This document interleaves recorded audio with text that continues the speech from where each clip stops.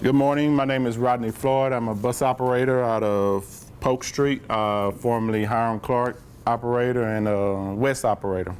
I started here in 1999, so I've been here 15 years. We talked about Shirley delivery earlier, but I know there's a bad thing about it, but there's a good thing about it too. When I came here, we still had the program where they fixed breakfast at our facility for least amount of accidents. So Shirley came out and she fixed us breakfast, and I'm thinking, oh wow, nice company. The president come down and feed you and take care of you before you go do your route. So that's a good impression. And also I think Tom Lambert is a good president. Recognizing business integrity. I have questions. If you go to page 16, I believe. The first question is, customers and clients want to do business with the company because they trust it. So I put down trust. The second one is, the leader of the organization is willing to open up to ideas for betterment. So I put down openness.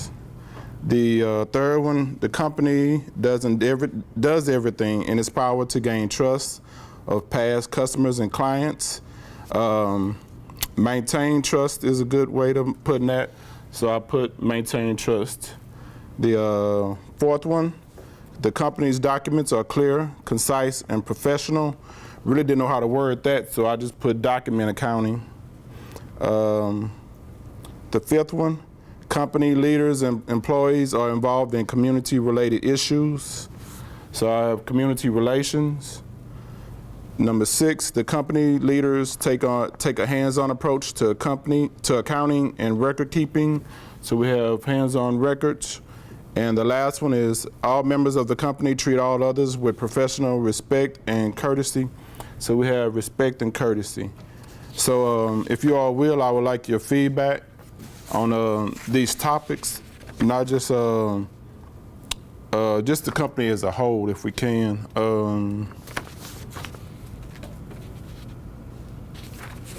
Okay. A definition of integrity I have. In the contemporary business world, integrity is one of the most sought after qualities, not only of individual employees, but of companies. People often define integrity as doing the right thing, even when no one else is around. Acting with honesty and consistency in whatever you are involved with. So if we go to the first one, yeah, what did I do with the marker? I think I left it. Trust. Did I lose it? Does everyone think we have trust within Metro? I'll say no. Some say no. You can't have it sometimes. It's a yes or no. Some say yes. You can't have it sometimes. That's 85%. The 85% rule. Yeah. I think the reason she's saying sometimes is because they think it's our bus riders. They get mad at us, they gripe, they say we pass them up, they say this and that, but they still get on our bus. I know it's because they need us. That's trust, because everybody makes a mistake, but you count on them to correct it. You trust that they're going to take an action to correct it. I mean, I've had a situation. You go to a restaurant, you go there and you say, hey, there's a fly in my plate, and they say, well, we're giving you money back. Don't worry about it. Then they take the same plate and pass it on to the next person. How much trust you got in that guy? And they say, oh yeah, you do. They go in the back, start tossing everything out and cleaning up. You'll probably come back here and eat again. So it's trust. You're gonna make a mistake, but what did you do about it to correct it? Right, exactly. If you choosing a restaurant to eat at, you're not gonna go to one where you've seen them moving food around and not respecting the people that eat there. Anybody else? So, show of hands, how many think Metro has good trust? 4. Okay. So we're gonna say low on trust. I'll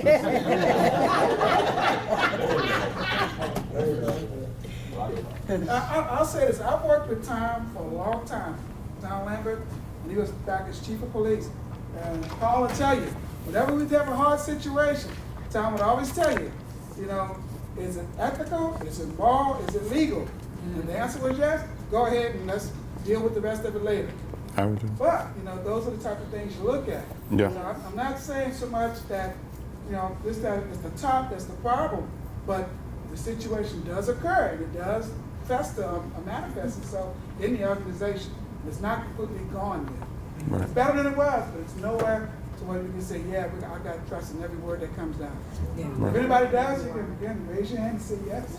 That's why we said sometimes. It's either yes or no.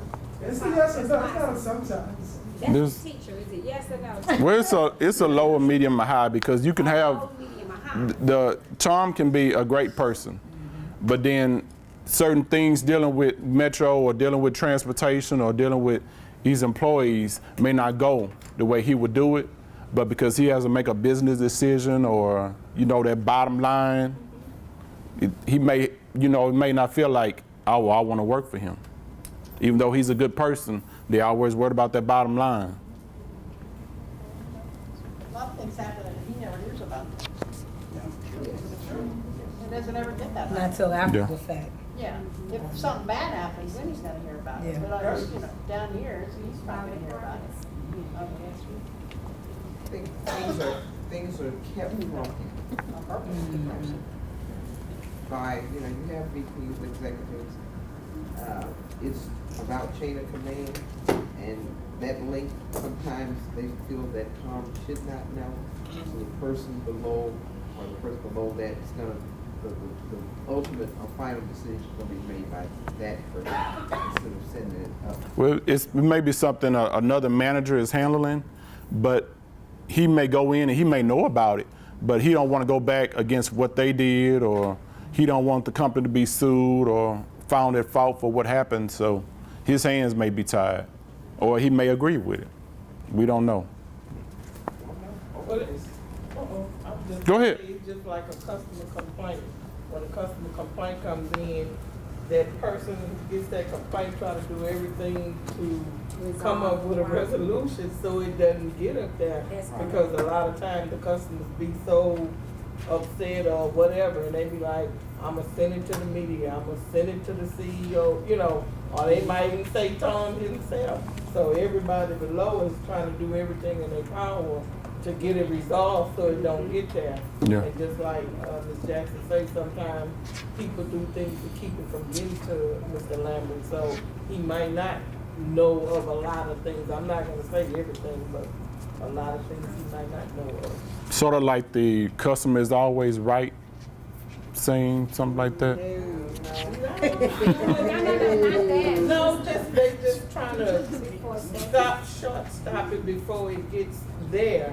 Somebody here should be able to resolve it Yeah. before it even gets there. But sometimes these customers are so irate they want everybody to know. So your resolution is not good enough. So now they're gonna send it to You're handling before it gets spirals out of control. Right. And that's Right. the example, that's why you do have supervisors and managers try to keep things in a perspective that we can resolve them before they do go out of proportion. You find something that's going wrong, you identify it, you see what the cause is, and you take an action to try to resolve it. And I mean, that's what everybody wants, something to be resolved. Now, some of them, they just get people who just, don't see anything else. They don't want an action. They just want to vent and rave and go all just because. And those you can't. And those are the ones that they're going to appeal. Okay, we got 6 more, so we're gonna move on to openness. Based on that feedback, do y'all think it's openness in Metro? Okay, what is it? Well, it might be a little bit too much openness. It's like all they know each other. That's confidential. That was Might be a little bit too, that's gossip, not openness, oh, okay. Well, let me read the question as, does the leader of the organization, is he willing to open up ideas for betterment? Yes. Yes. I agree with that. So we high on betterment. So we go 7 or 10? 10? Okay, well, 10 on openness. The company does everything in its power to gain trust of past customers and clients, of maintaining the trust of customers and clients. Does Metro care about people in the past? Yes? I think they really want. Does everybody agree? Anybody disagree? They put everything on their website. Yeah. Everything's transparent Yes. in Metro. So we high, we a 10 or we on like a 7, 8, 9, 10? 8.5. Anybody else? What about a 9? We'll compromise. 9? 9. We got 8.5s and 10s. Okay, the next one. The company's documents are clear, concise, and professional. 10. Yeah, that's. Does anybody have any trouble with any company documents, anything, record keeping? No. Everybody say 10. Okay. Everybody had that one Compared cent to everyone sitting there. deposit. And then that 1 cent deposit, so we get. Community relations. Community relations, I think we can all agree on that one. Does it- 10. Metro is very community oriented. Okay, y'all want to make this difficult for me. Hands-on records. Company leaders and employees. Oh no, I'm sorry. The company's leaders take a hands-on approach to accounting and record keeping. No. Any examples? Come on, Calvin. I know you got something. Well, So, if you're really looking at records, we don't do that good of a job of keeping records. For example, you know, if you're looking for an old law document or agreement that Metro made with Is it whomever, difficult to find? Is it not there? Is it yes. in a mess, just not organized? So people didn't keep their records. Well, a lot of people had their own personal file, and then when they hit the door, then They took it with them. it was Yeah. in some box somewhere. So the company didn't keep the record. But Metro has a red. I'll give them all 3. Yeah, Right, it we could have did been that. archived. Things get archived after so many years. You don't keep everything forever. Yeah, I give them a So not all records, but some records are kept. Good. So a 5. Okay. And the last one is respect and courtesy. Uh-oh. I think overall, we get respect. I think it's a respectful company. So Tom Lambert I mean, Oh, I think gives Tom Lambert respect does and it. courtesy. If you talk about Tom Lambert by himself, then yes, it's a 10, but The people who he's put into place, the people are up under him. everybody's not. Everybody, but everybody's not, but the majority. I can say what, an 8.5 to all 9. respectful of each other. No, somebody said a 6. I said 5. I'm hearing 5 and 6. Just down with the middle. Because there are people at certain levels who affect so many who don't see the same respect for people. So that's what it drops. It's not so much that there's 50 of them and there's 25 that don't. There's 50 of them and there's 10 that don't. But those 10 can affect a vast number of people. Yes. That's why you got Well, can we have a show of hands who all are respectful and courtesy in their department? If there's respect and courtesy in your department, But you know, again, you got a different level to where you're looking at. well, we're all on different levels. Yeah, but you're saying, okay, Amanda, do you respect your workers? Yeah. Do they respect you? Yeah. But if you go another 2 levels up, maybe, that same respect exists. No. So 5. 5.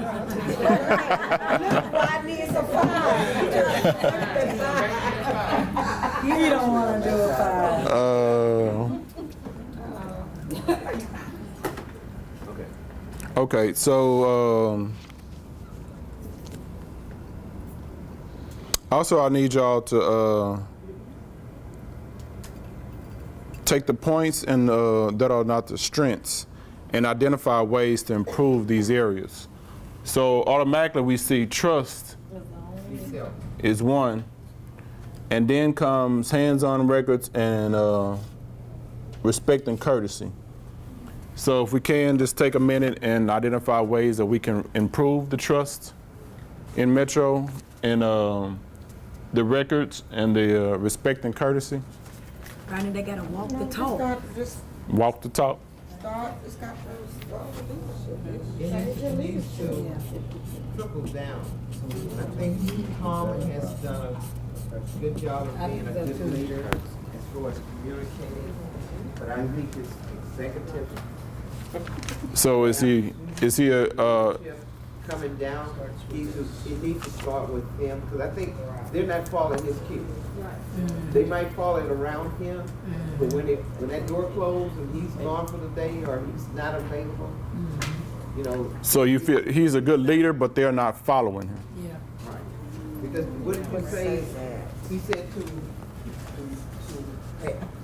to have this employee handbook and what he expects, but when he gets to that 14th floor, 13 through 1, it's a whole nother month. Well, I think he's trying to, I really think that he's holding his upper management to a high level, and I think he does expect it out of them. And I think if it comes back to, he find out that they're not doing with this new thing that he's trying to do, I really think if they not doing what he's asking, I do think it's gonna be a change up on him. I really do. So I think that's where it's gonna start. When you get a new head and get new leadership, then that's when things have to change. And, So would you I, say make changes? yeah, I kind of, Okay. that's what I'm looking at. But I think the people, if they're doing something wrong, they're gonna make sure that he don't find out. Who's gonna tell him? Yeah, exactly. On to hands-on records. The company's leaders take the hands-on approach to accounting and record keeping. Should they do better at maintaining the records? Should be one consistent way of doing it. Sure. Last week I was given a call, and this is, I'm sorry, I didn't mean to cut you off. And no disrespect to records, I think they're doing an excellent job, but this process was hilarious to me. There was some records that need to be disposed of that was from 1985. And my employee started here in 2000. So they called me because they was getting ready to send this information over to me for me to sign off for it to be disposed of. And I just said that I didn't feel comfortable with signing off on something that was way before I got here, and I'm not sure what those records were. Well, they insisted that I should be the person signing off on it because it was from Fallbrook or Northwest. And it was just hilarious to me. So I had to send an email and say, will you please allow someone in your department that has the authority to look over this process if obviously there's an error. I should not, at this level, sign off on something to be disposed of from 1985. And of course, they didn't respond to me, but I guess they realized that, we probably shouldn't be asking Fred to sign off. But it was very, very funny. My boss walked in my office, and I was trying to laugh, but I was in pain. But it was just hilarious to me. But it was like, what are you doing? Why are you asking me to sign off on something from 1985 when I wasn't even employed here? Yeah, I think that was something going on there. Well, That's no, because I think what happened is, like she was saying, that way back then, they was doing more of paper record keeping back then. Exactly. People was putting more things on paper. Email wasn't like it is now. Okay, so you're looking at, they have gobs and gobs of paper. So before they can destroy it, they just need signatures. But at the same time, she said they reached out of their department and went to another department. Am I right? No, it was No. something from Fallbrook, and I understand Yeah. the process. I deal with the process all the time, but with the dates being 1985, someone in management should have just said that we got to sign off on this. Obviously, we can get rid of it. It's from 1985 instead of asking a records coordinator that's just been employed here since 2000. Okay. I just thought that was hilarious, but they took care of it. But it was just an example of, records. Okay. D, you had no? Okay. Karen? Metro came up back when Frank was here with a records retention policy. Right.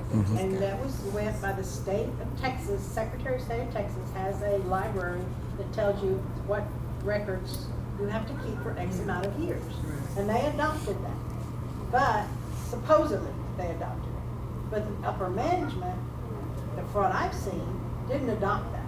So they still want to keep records back for forever. And you can't, if Metro is going to do that, everybody has to participate. Because you can't keep this department, keep records for 20 years or 30 years, or like she says, back to 1985. Those should have been destroyed whenever that records retention policy came into effect. Exactly. And so that's why you can't say that the leaders take a hands-on effect, in my opinion, because they want to keep things for forever instead of like we're supposed to do. Right. Okay. Well, that's some good points. Respect and courtesy. That's a hard one. But that's just gonna have to come from the individual. Yeah, it is. Training, That's training. You and can't more teach training. that, I think though. I mean, more that's leaders something need to else. be accountable to go into training. Senior leader. I think they should be accountable to go into training. Some more training in respect and I courtesy. think they should. Instead of just assuming it's gonna come automatically. It's not. They make it mandatory to take that respectful to others class, but do they really take it? Do they ever come to it? Has everybody heard of that class? No. You can take it, but are you gonna apply it? You can sit in the class all day long, but are you listening? Well, they can only teach you. They can't make you be respectful and courteous to each other. So, You can go to class all day long, but are you learning anything? Right. Taking anything back? Right. No. so more training. That concludes my presentation. I thank you all for listening and participating.